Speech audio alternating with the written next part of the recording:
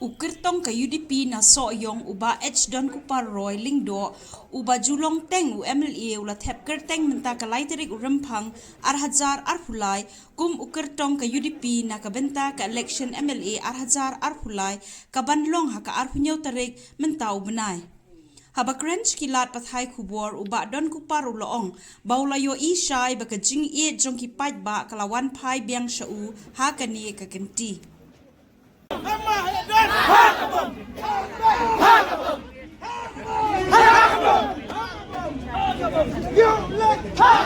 Mau ba kadap na kajingsingan sudah bangayui ba kajingi jong upay ba kalawan pai biang mentah ba kinsai haka arterik ya ke result kabari ba kimat ba khamat nga kalong ba ngan hapan serdap ngan hapan repair ya ka jingjot jong konsorsi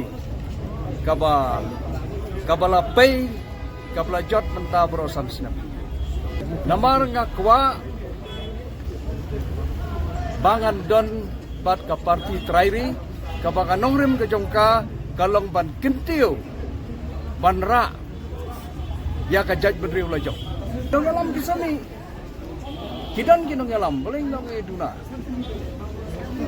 We have got abundant of leaders in the regional parties. Naka-party kejongi, we are fighting. Ngi yakun ngi the election. Apo ka jingalam jong ba med ba lemda. If the party comes to power, obviously, med ba lemda will be the leader. Ha kadi kapor ngan batay kay. Kejingduna sudah nadu mingi sesabngi nadu syate syadu syate.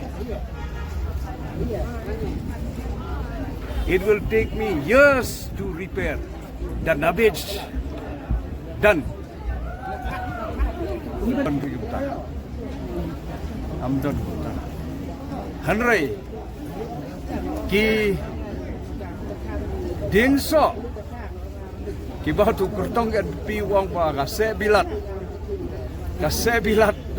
badon dingso ngangampat jiosgo babanu ding bilat un so kai hari tang gitu ki so thang ki badon sia te ki lada pisiat ki hap lada piyu te gitar te menta ki briu ki lathar ya kan ke NPP na so yung sursi kata tu pinapukno ngangan patay kay ngan komen ni kay kata kata kalong baik ka jingso briu kata ka jingtip briu tiplay